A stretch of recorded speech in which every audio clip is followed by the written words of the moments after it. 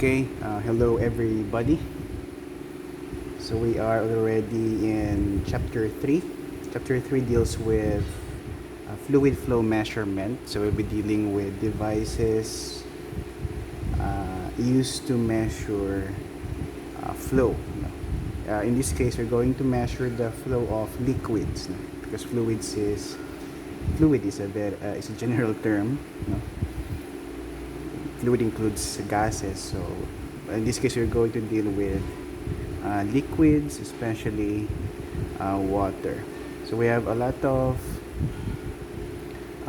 fluid flow measuring devices, and we shall discuss the most common na devices. Okay, so number one would be the orifice or orifices. Hindi ko na kung device ito because orifice is just an opening sa may tank or inside a piping system. It's just an opening. So an orifice is an opening with a closed perimeter through which a fluid flows. The usual purpose of an orifice is the measurement or control of flow. Okay? So, andun yung definition sa module niya. So, an orifice is just an opening. So, usually circular yan. Okay, circular yung opening. Some orifices are square, yung cross-section, and other shapes. But usually, orifices are circular, yung shape niya. Okay, so, for example, yung nandun sa module natin is a tank. So meron siyang orifice, butas lang yan, circular, or pwede ring square yung cross section, or pwede ring triangle. So depende sa nag-construct So usually circular yung orifice. So it's just it is used to measure the flow, and usually it is also used to control yung flow ng liquids. Sa tank, pwede rin ilagay yung orifice inside piping systems, or pwede rin ilagay yung orifice sa mga culverts. For example, mayroon tayong pipe, may flow ng liquid dito, so pwede kang maglagay ng orifice dito. So isa itong piping, for example culvert or piping system. So you can use orifice, bigyan mo laki ng orifice in between these two sections. Sa may pipe, ito may orifice dyan, ito yung surface ng liquid, and then ito yung surface ng liquid sa may right section ng pipe or culvert. So yung maglagay tayo ng orifice dyan just to control yung flow ng liquid. But usually orifices are located sa mga tanks. Okay. So how do we measure yung discharge? Usually we measure the discharge, or we can also measure the velocity dun sa may opening or orifice. So we measure the discharge. Since we are measuring flow, then that means we are measuring discharge or volume flow rate. Okay, so how do we measure the discharge? First, we need to discuss some coefficients na ginagamit natin to measure the actual discharge. Now, let's say for example, we have this tank. Now, to measure the discharge at this point sa may orifice ng tank, so how do you measure the discharge? The discharge is equal to area times velocity. So you have the actual area and the velocity. So we need the following items to solve for the discharge: the actual area and the actual velocity in the orifices dun sa may opening. So how do you solve for these values? So we can solve for the velocity by using the energy equation. For example, we can assign 0.1 dito sa may surface ng liquid. So the tank may be closed or pressurized, and then 0.2 dito sa may opening ng orifice. Okay, since we are solving for the velocity, then ilagay natin yung 0.2 dito sa may opening ng orifice. Ayan. So if we apply the energy equation from point 1 to point 2, okay, say V1 squared all over 2G plus P1 over gamma plus Z1 is equal to, V2 squared all over 2G plus P2 over gamma plus Z2. In this case, we shall neglect the head loss muna. Okay? Kasi mayroon din corresponding head loss. No, when the liquid travels from 1 to 2, then may corresponding head loss yan. Okay, we shall discuss that later on. So we are solving for the velocity at point 2. Okay, so first we need to identify the elevations, no, of the 2 points. No? So usually we assign the elevation, our datum at the orifice. So let's say this is point 1 is h distance from the orifice. So that is actually the height of the water or the liquid from the opening or the orifice. Yun yung height niya. Okay. So the height then would determine the velocity that would the flow and the velocity that would come out dun sa may orifice. Okay? So the higher the height, syempre mas malaki yung flow, mas malaki yung velocity, mas malaki yung flow sa may orifice. Okay? So if point 1 and point 2 are open to the atmosphere. So pwede rin kasi yung point 1 ay closed yan, pressurized. So merong value yung P1. But in this case, in our example, the point 1 is open, point 2 is also atmospheric. So definitely the two pressure heads would be the same. So cancel yung dalawa. No? Z1 is h distance from 2. Z2 is 0 since it's our datum. No? 0 yan. So we're left, and V1, what is V1? Now if you compare, tanks are very large, no? Yung cross section ng tanks, and usually tanks are very large. I have explained this before when we discuss about reservoirs. So if you compare the downward motion, or in this case I think, tama, hindi pala ano to. If 1 is constant yung head niyan, no? Constant kasi we'll discuss yung variable head later on. Yung head nito ay bumababa, no? So if we assume that 1 is constant, point 1 is constant, yung surface ng liquid niyan is constant. Okay, hindi siya bumababa, constant lang. That means V1 is equal to 0. No, that would make this term equal to 0. Okay? We have a separate topic kapag variable yung head. No. So in this case, we're going to assume that the height of the liquid above 0.2 is constant. So 0, P1 wala. So we're left with h is equal to V2 squared all over 2G. Since we're solving for V2, the velocity at 0.2 at the orifice. So cross multiply lang natin. So we have V2 squared is equal to 2GH, then extract the roots. So V2 then is equal to the square root of 2GH. This is, let's say, V na lang. So the velocity at the orifice is equal to square root of 2GH. Okay? Ayan. So this is the velocity. We call this the theoretical.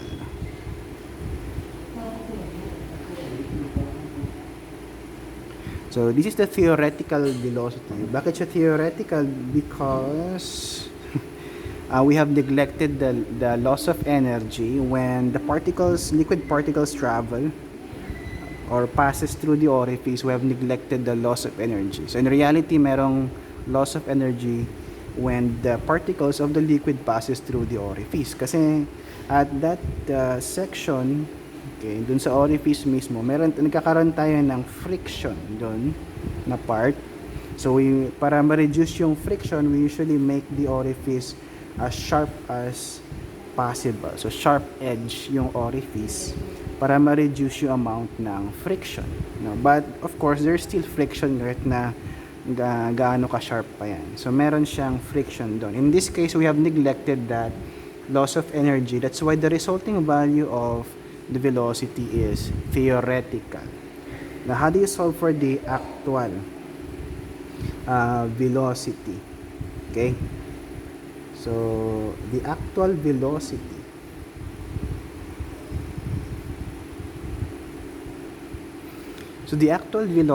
is solved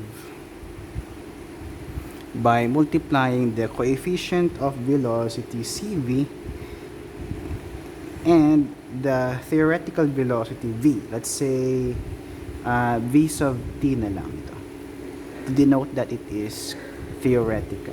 Now how do you determine the value of CV? We have a separate topic about this experiment sana natin ito, ano? Pero i-discuss ko na lang kung paano mag-determine ng CV, the coefficient of velocity, and that separate topic. So we determine the actual velocity by multiplying the coefficient of velocity, okay, and the theoretical velocity. So lahat ng orifices meron siyang corresponding coefficient of velocity. So when we discuss the topic on how to determine the coefficients, we will try to derive na yung mga different formulas involved, which is based on principles in what you have learned in dynamics. So that's it.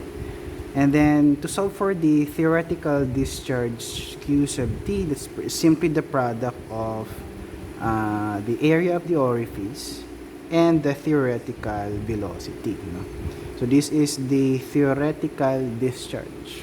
So again, it is theoretical because what we have considered is the theoretical velocity, which is not the actual velocity, and the area of the orifice. No? Ang concern natin ay yung actual discharge. How do you solve for the actual discharge? So the actual discharge is equal to the product of the actual area, let's say a small letter a na lang, and the actual velocity VA. So actual. So in this case, so we have solved na yung actual velocity.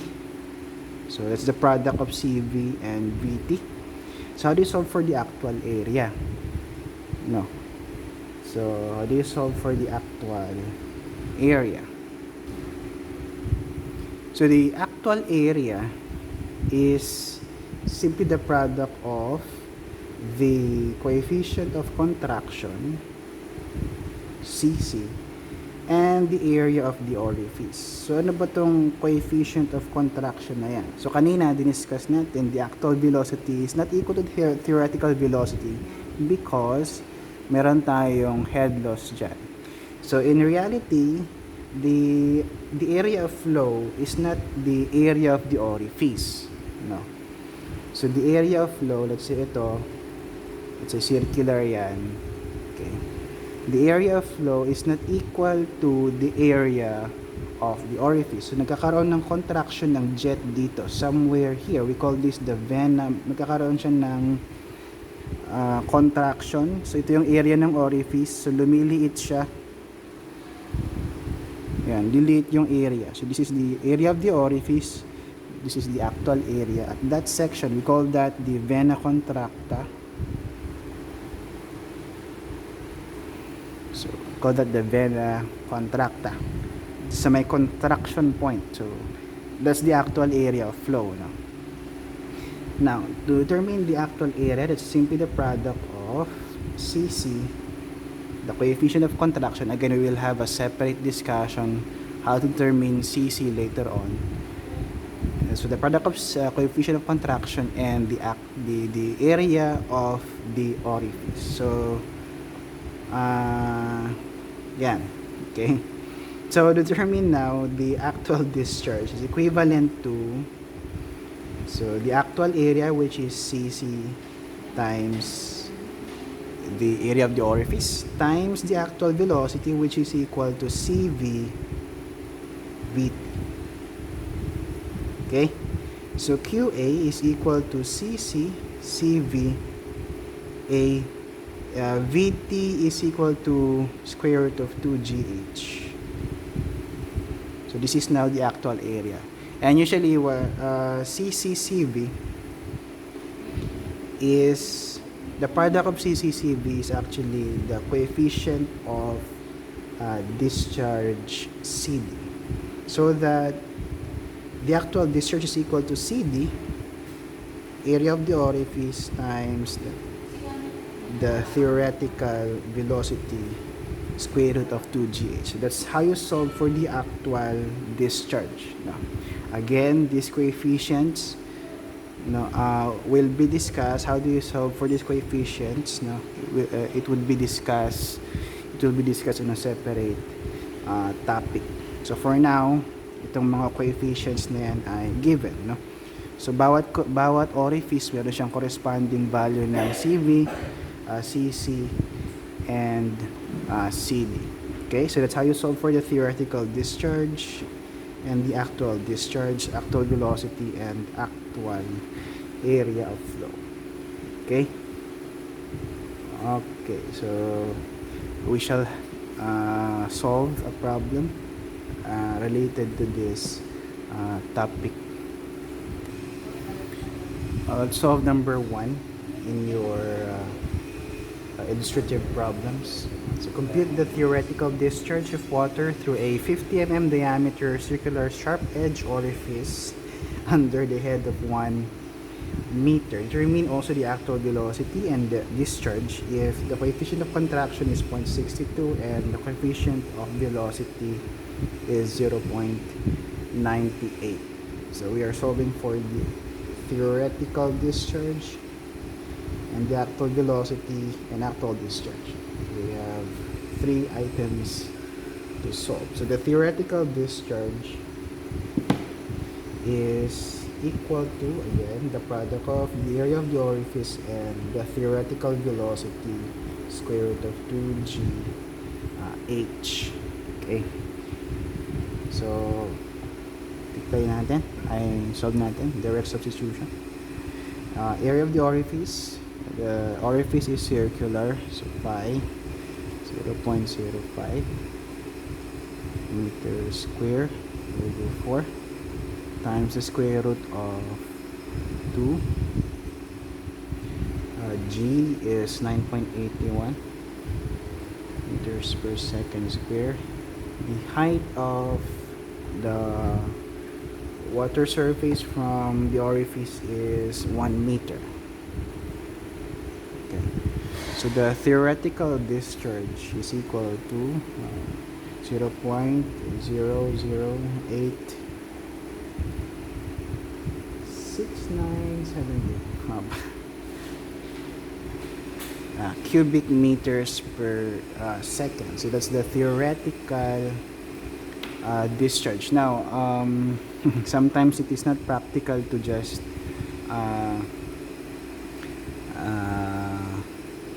say this is the answer, no? Although this is correct, no? But if you, for example, in actual practice, pag tinanong sa'yo ng client, ilan yung discharge? Okay. Pag sinabi mong 0.008697 cubic meters per second, he or she might not be able to imagine how small or how big yung discharge natin. So sometimes we convert it to a more convenient, imaginable unit. Maybe we can convert this to an equivalent value in liters per second. So we have we have 1,000 liters in 1 cubic meter. So 1,000 liters in 1 cubic meter. So the discharge, theoretical discharge in liters per second is equal to, so mag-move lang tayo ng tatlong decimal places. So we have 8.6972 liters per second. So at least if you convert this to liters per second, so 8.69 or 8.7. So alam nila kung gaano karami yung 8 liters, no? So, in a second, may lumalabas na about 9 liters per second. Okay? So, although both answers would be considered correct naman. Okay, okay next, solve for the, so these are the answers. Itong dalawa na lang. Okay, pwede naman yan. Let's solve for the actual velocity. So the actual velocity is equal to the product of the coefficient of velocity and the theoretical velocity, which is equal to CV times square root of 2g h. So the actual velocity is equal to CV is 0.98 times